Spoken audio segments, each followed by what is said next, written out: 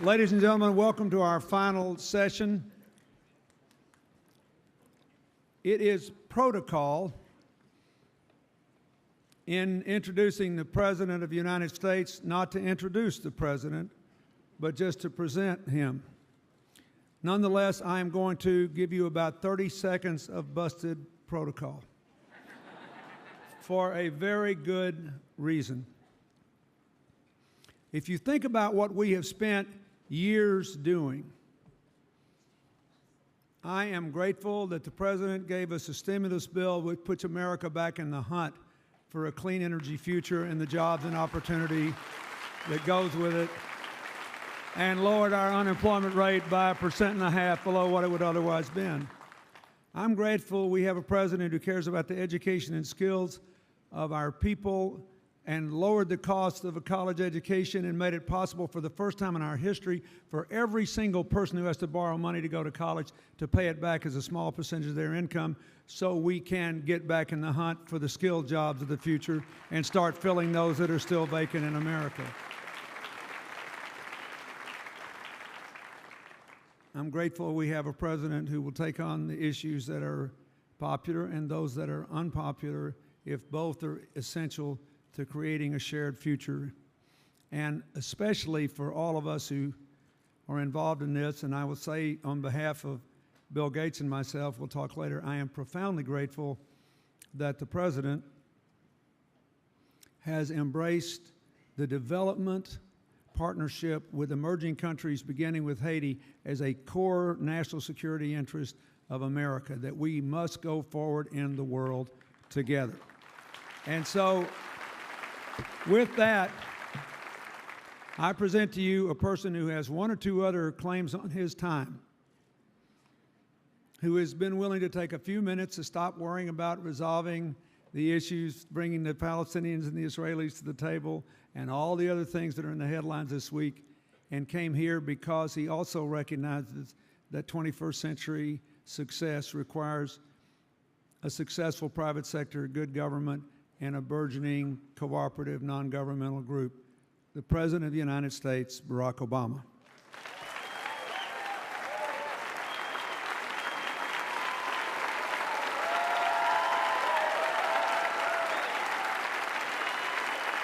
Thank you. Thank you so much. Thank you. Thank you very much. Thank you very much. Thank you. Thank you. Thank you, everybody. Thank you. Please have a seat. Well, I am thrilled to be here. I want to thank President Clinton for the kind, although protocol-busting introduction. And I want to thank him for inviting me back to join you at this year's meeting. It was an extraordinary pleasure to be here at CGI last year. It's a pleasure to be back today, not only because of my highest regard for President Clinton personally, not just because of my gratitude to him for putting up with long hours away from our Secretary of State,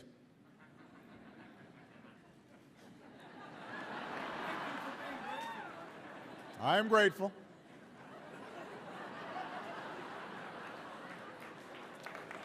But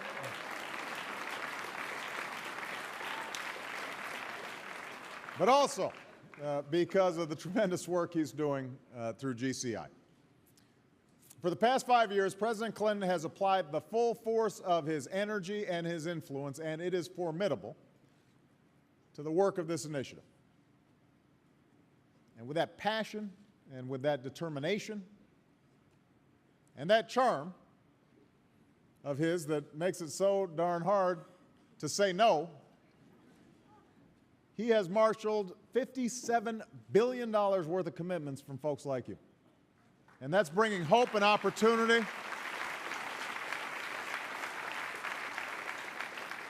Bringing hope and opportunity to more than 200 million people around the world. It's a remarkable record of achievement. But I'm not just here today to sing President Clinton's praises, or to commend all of you for the terrific work that each of you have done, although I am grateful for that. I am here to play an even more important role, and that is to introduce my better half, my extraordinary wife, and America's extraordinary First Lady, Michelle Obama.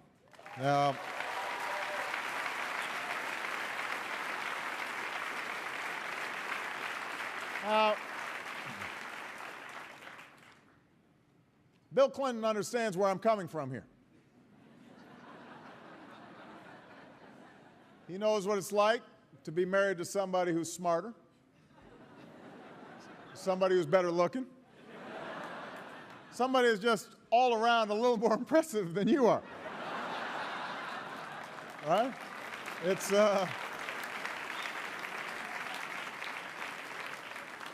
this is not news to people. Since Michelle and I first started dating 22 years ago, pretty much everybody I know who's met her at some point comes up to me and says, you know, Barack, you're great, and all, I like you, but your wife, now she's really something. And I, of course, agree. They're right. And I feel grateful that Michelle, so far at least, has not run for any offices I've been running for. She would beat me thoroughly. Fortunately for me, as much as she cares deeply about public service, she hasn't shown much interest in the political chatter. She doesn't think about who's winning or losing, what the polls say, or who gets the best headline in the papers. No matter what the issue, there's only one thing that she wants to know, and that's, who are we helping? That's what she asks. Who's this going to make a difference for? Whose life is this going to improve? And while I get plenty of good advice from a lot of people during the course of the day, at the end of each day, it is Michelle, her moral voice, her moral center that cuts through all the noise in Washington and reminds me of why I'm there in the first place. She reminds me with her work to tackle childhood obesity so our kids can have healthy lives and the futures they deserve. She reminds me by throwing open the doors of our White House to young people from all different backgrounds, letting them know that we believe in their promise, letting them know that the White House is the people's house, and letting young people know that they're not that far away from all the power and prestige and decisions that are made, that in fact this is something they can aspire to.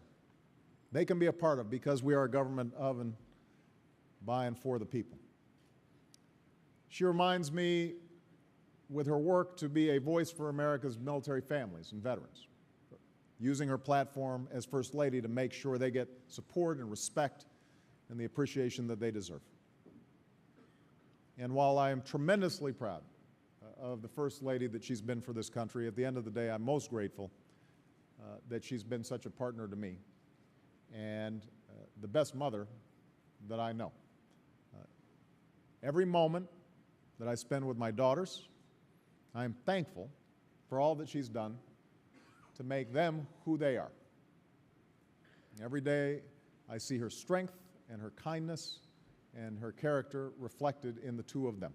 And there is no greater gift, and I know Bill feels the same way, about when he looks at Chelsea,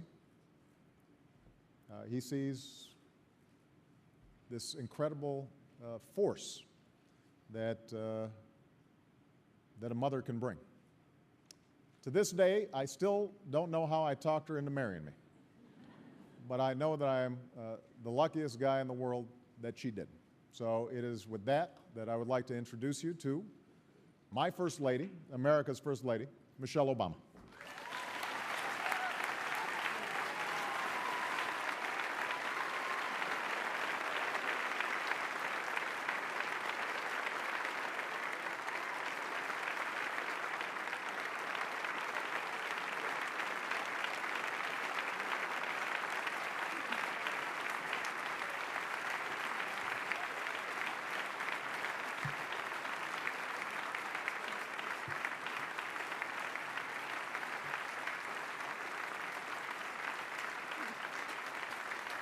Thank you. Thank you all. Thank you so much. Thank you very much. Well, it's rare that my husband introduces me, so I don't even know what to say. But thank you, honey. Now, with an introduction like that, you can see why I married the guy, right? Not so bad. But the truth is I feel pretty lucky myself. So I want to thank my husband for being a wonderful father and a partner to me as well. I also want to thank President Clinton for inviting us here today and for the example he's setting, not just as a private citizen, making a difference in the world as only he can, but also, as Barack said, as a father who, along with his brilliant wife, has raised such a wonderful daughter in the White House. And living there, now I know that that's a feat. And it is one my husband and I are doing our best to try to match. We're trying to follow their example every day. And finally, I want to thank all of you for combining your compassion and idealism with a relentless commitment to getting results. In coming together this week, you're forming new partnerships, making new commitments, challenging each other to do even more.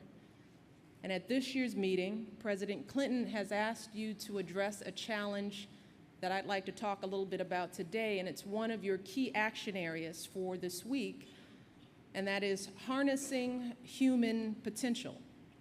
In other words, as you endeavor to do more, to serve more communities, lift up more families, save more lives, how can you find new ways to tap the skills and talents of more people? How can you create and train new leaders, not just here in America, but around the world? How can you, as President Clinton put it earlier this week, get people involved in our common endeavors?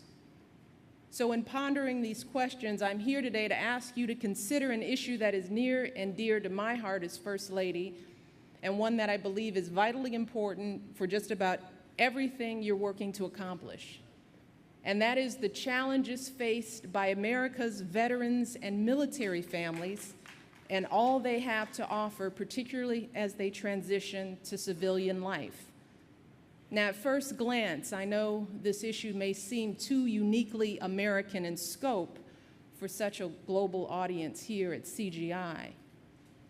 But right now, the human potential of America's veterans and military families is both vast and woefully underutilized. And that's not just an issue for those individuals or for this country. It also significantly impacts what you and so many others are trying to achieve, not just here in America, but around the world. Now, as First Lady, I've had the privilege of meeting America's men and women in uniform. I've met them on bases and hospitals and communities all across this country. And I always come away from these visits not just with a sense of pride and gratitude, but with a sense of awe. Believe me, I'm awed. I'm awed by their courage and their sacrifice. I'm awed by their commitment to this country and the standard of excellence they uphold. And while most folks share my respect and admiration for their service, a lot of folks have no idea what that service actually entails. Many still don't know the full power of their human potential. But just consider for a moment the kind of work that they do. Members of our military master state-of-the-art technologies, some of the most advanced information and medical and communication systems in the world. They run the world's most complex operations, distributing supplies to thousands of locations, moving tons of equipment halfway across the globe. They oversee hundreds of their colleagues, recruiting the top talent and inspiring folks from diverse backgrounds to succeed as a team. And many of them are barely old enough to vote, yet they shoulder more responsibility than many CEOs, undertaking missions where there's no margin for error, where the bottom line is often a matter of life or death. Now, these are highly valuable, highly transferable, highly marketable skills. Skills that I know many businesses, including those represented here today, are desperate to find. Yet the fact is that right now, more than 150,000 recent veterans are still struggling to find jobs. Now, it's true that we are facing difficult economic times, and we're working hard to get all Americans back to work after a tough recession. But our veterans face a unique set of challenges as they leave military service. In one survey, more than 3/4 of veterans reported having difficulty translating the expertise they gained in the military into a resume that makes sense to civilians. And 61% of employers admitted that they didn't fully understand the skills our veterans had to offer. So often, veterans find themselves becoming underutilized, underemployed, settling for jobs that pay less than they deserve, jobs that don't fully harness their talents, or they find themselves out of work entirely for months on end. And that can take a toll, a real toll. Now, America's servicemen and women are resilient, so you're not going to hear them complain, and they're proud, so they're not going to show it. But it's hard to spend years of serving your country only to find that the value of that service isn't fully understood. I mean, it's hard to give so much for so long for a cause greater than yourself, only to come home and find that there's nowhere you quite fit in. And let's not forget that when America's troops are called to serve, their families serve too. That means spouses taking on the work of both parents, running their households and raising their kids all alone, often while trying to get an education or working full-time themselves. And they face employment challenges of their own, because it's hard to build seniority at a job when you have to move every couple of years. It's hard to sustain a career when you have to keep meeting new state licensing and certification requirements. It's hard to impress employers who often view a resume with multiple jobs as a red flag rather than as a reality of military life. But somehow they still manage to juggle all those responsibilities, often while helping other military families do the same. Many military spouses help lead family readiness groups, or FRGs. Now, these are support organizations that serve hundreds of families at a time, and let me just take a moment to paint a picture for you of what a day in the life of an FRG leader might look like. So she might spend her morning working on a communication strategy, coordinating the unit's website, newsletter, Facebook, so everyone has the latest information about their loved ones. Over lunch, she might review the FRG's budget, craft a spending plan for the upcoming year. In the afternoon, she'll meet with healthcare representatives to learn about new counseling resources for families. Then she'll meet with teams of volunteers to coordinate upcoming events. Then the evening comes, bringing news that the deployed unit has sustained a casualty. So she'll work late into the night, rounding up support for the affected family, notifying other families on the base about what happened. Now, if she were doing the same kind of work at a company, she might be called a CEO, a COO, maybe a senior executive. Perhaps she'd have a nice office, big salary, a line at the top of her resume that any employer would understand and respect. So why should things be any different just because she's not drawing a paycheck? And let's be clear, our veterans and military spouses aren't just well qualified for jobs in the private sector. They're an asset in the nonprofit world as well. Whether it's an earthquake in Haiti, a tsunami in East Asia, a flood in Pakistan, or a hurricane in New Orleans, America's men and women in uniform are often some of the first people on the scene. They go on regular humanitarian missions throughout the world, providing everything from food aid to medical care to help with construction. And their titles: soldier, sailor, airman, Marine, Coast Guardsman. Those titles don't begin to describe the full range of the roles that they play. During a typical tour of duty, they're called to act as diplomats and social workers, mediators and educators. They work with governments and NGOs, with local businesses and with civilians, and with their counterparts from militaries around the world. And again, let's not forget about their spouses and the countless hours of volunteer work they're doing on top of everything else they're taking care of back home. At just one Army base in Fort Drum in upstate New York, military spouses logged more than 85,000 volunteer hours in the course of a single year. And I'll never forget the couple that I met outside of Quantico Marine Base in Virginia. They were helping to organize the Toys for Tots drive, which is a nationwide effort by the Marine Corps Reserve to distribute Christmas gifts to millions of children in need. And that couple spent so much time volunteering that they had to move their family's Christmas tree into the volunteer center so they could actually enjoy it. So the fact is that America's veterans and military spouses have years of experience and training doing precisely the kind of work that all of you are doing every day across the globe. Are you building roads or schools or shelters? They've done that. Are you establishing health clinics in remote parts of the world? They've done that too. Are you trying to recruit and manage teams of volunteers? Are you working to get clean water into a village? Are you trying to move people to safety in the wake of a natural disaster?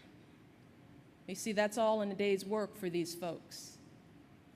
And that passion for serving, that commitment to helping others, that doesn't just disappear when they return to civilian life.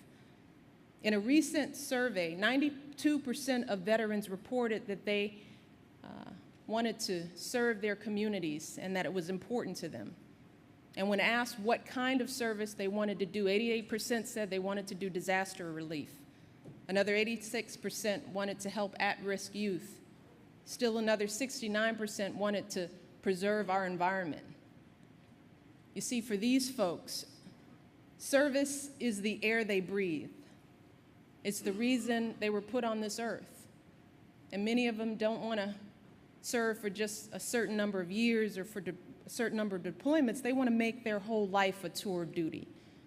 So given our veterans and military spouses' unmatched experience and passion for service, you'd think they'd be the first folks that nonprofit organizations would tap when they're trying to look for the top talent. But as in the private sector, too often there's a disconnect. Too often we mistakenly view the nonprofit sector and the military as two very different worlds with different missions, with different cultures, different values. We have this notion that folks who serve in the military just aren't the kind of folks who'd want to work at an NGO and vice versa. But the truth is that folks in both the military and nonprofit worlds are passionately committed to causes larger than themselves. Folks in both worlds willingly sacrifice their own safety, comfort, and financial well-being to help others. And right now, across America and around the world, there are countless examples of veterans who are using their skills and experience to continue their service as civilians. They're working at American schools and communities as teachers and coaches, role models for our kids. They're training for green jobs, retrofitting homes and offices, and conserving public lands. One group of veterans even runs an organization called Team Rubicon that responds to natural disasters. They trek into some of the most remote areas of the world to provide medical aid to thousands of people in need. The organization was founded after the earthquake in Haiti, when a former Marine named Jake Wood watched the devastation unfold on TV, and he said to himself, he said, "Jake, you're not in the Marines anymore, but you have a special set of skills. You would be ashamed of yourself if you didn't try and use them to help people." So it's clear that our veterans and military spouses have the skills and the will to serve and succeed in any environment. So now it's up to all of us to give them the opportunity. Now, my husband has been working hard to do that as president, He's worked to fund a 21st Century GI Bill, which is helping nearly 300,000 veterans and their families get the education they need to fulfill their dreams. He's made veterans hiring a top priority in the federal government, hiring nearly 33,000 veterans in the first half of this fiscal year alone, and that's an 8% increase over the last year.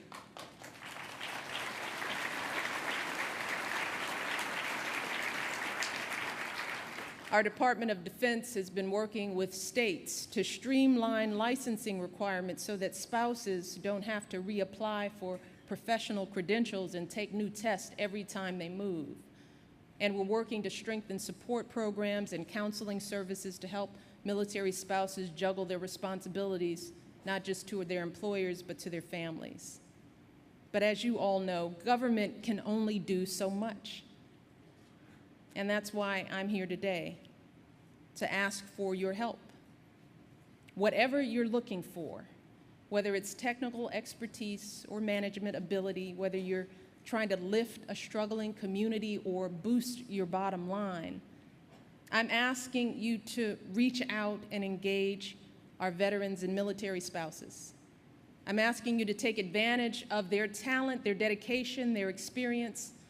Now, that might mean asking a veteran service organization to help your hiring managers translate military experience into civilian qualifications.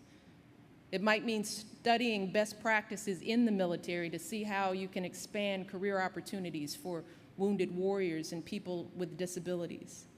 Might mean finding ways to make your workplace more military spouse friendly, whether that's with more flexible work schedules or more portable jobs.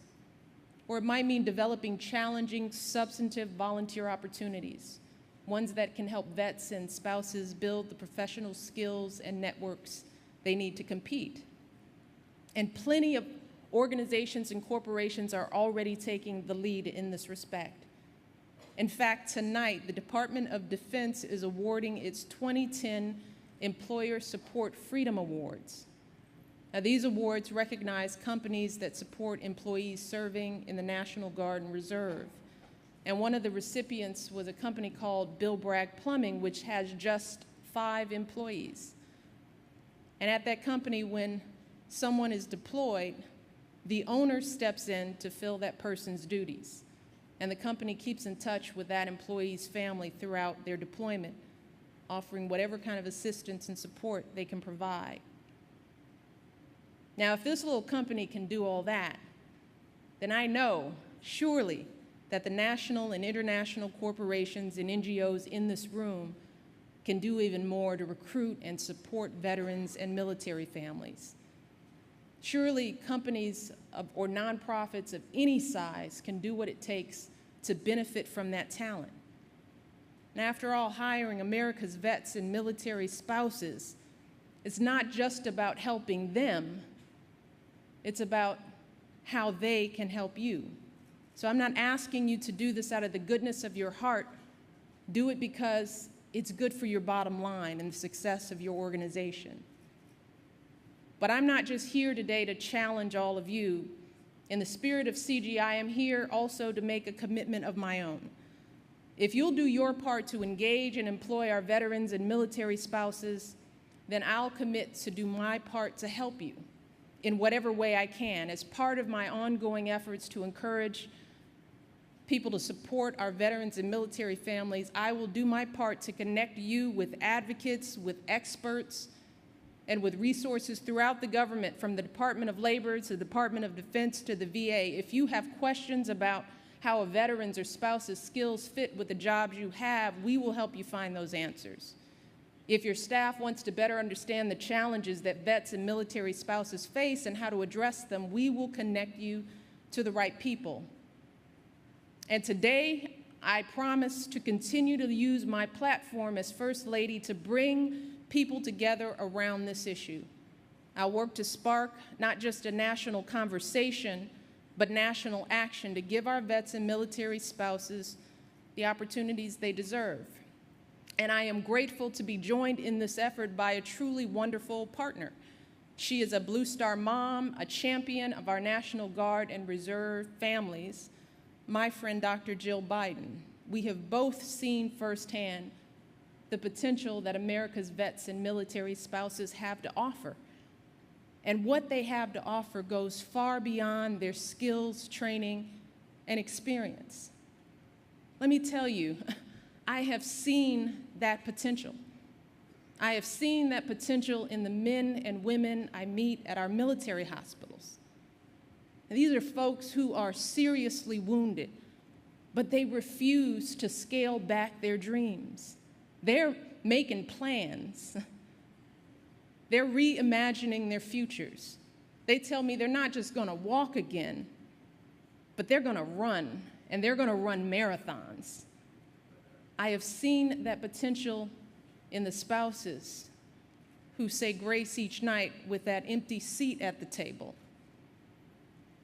The folks who answer all those questions about when mommy or daddy is coming home, yet never allowing their worry or fear to creep into their voice or shake their resolve. You see, this kind of potential is just too precious and unique to squander. And for these extraordinary individuals, the story of their service doesn't end when they move off the base or hang up their uniform.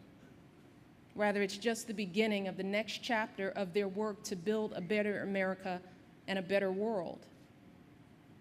An Army veteran named Tom Tarantino put it best when he came to the White House just last week to meet with staff. He was talking about his experience transitioning from military to civilian life, and he said, and this is his quote, "When I left the service, I was looking for more than a paycheck. I was looking for a mission." And ultimately, that is the same reason all of you are here today. That's the same determination that you bring to your own service. The same conviction that a career is about more than just making a living. It's about making a difference. You're here today because you've found your mission. Now it's time for us to work together to help America's veterans and military families find theirs. So thank you all. Thank you for the time. Thank you for listening. Thank you for the work that you're doing and will continue to do. And I truly look forward to working with you all in the weeks and months to come. Thank you all, and God bless.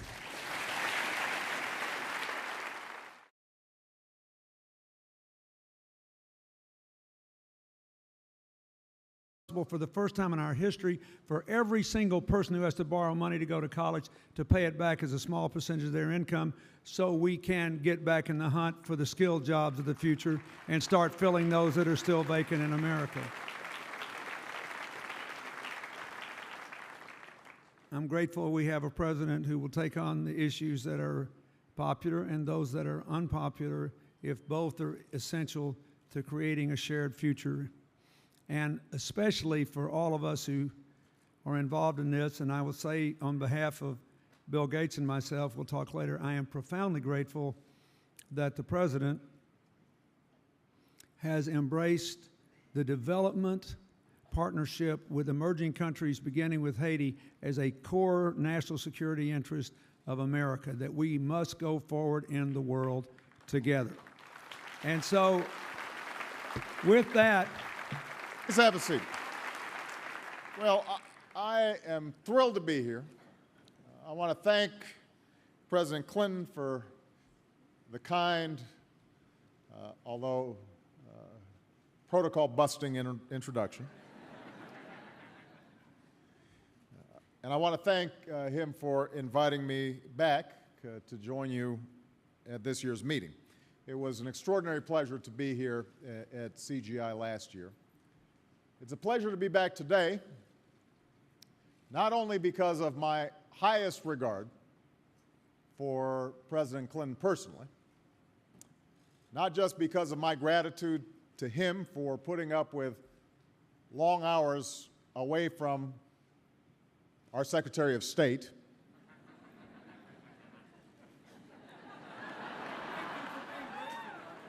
I am grateful.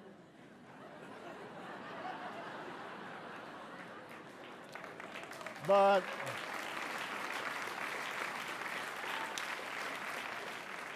also, because of the tremendous work he's doing through GCI. For the past 5 years, President Clinton has applied the full force of his energy and his influence, and it is formidable, to the work of this initiative. And with that passion and with that determination and that charm of his that makes it so darn hard to say no, he has marshaled $57 billion worth of commitments from folks like you. And that's bringing hope and opportunity.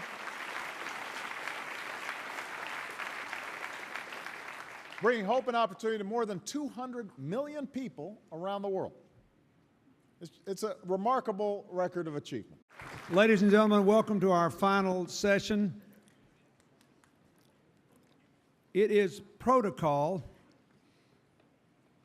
in introducing the President of the United States not to introduce the President, but just to present him. Nonetheless, I am going to give you about 30 seconds of busted protocol for a very good reason. If you think about what we have spent years doing, I am grateful that the President gave us a stimulus bill which puts America back in the hunt for a clean energy future and the jobs and opportunity that goes with it, and lowered our unemployment rate by 1.5% below what it would otherwise been. I'm grateful we have a president who cares about the education and skills of our people and lowered the cost of a college education and made it possible. I present to you a person who has one or two other claims on his time,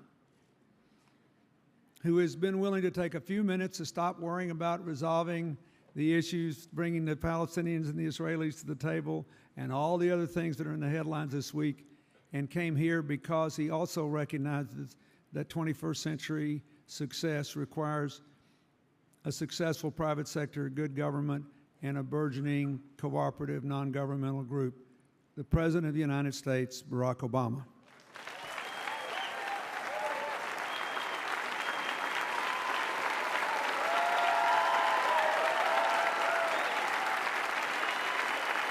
Thank you. Thank you so much. Thank you. Thank you very much. Thank you very much. Thank you. Thank you. Thank you, everybody. Thank you.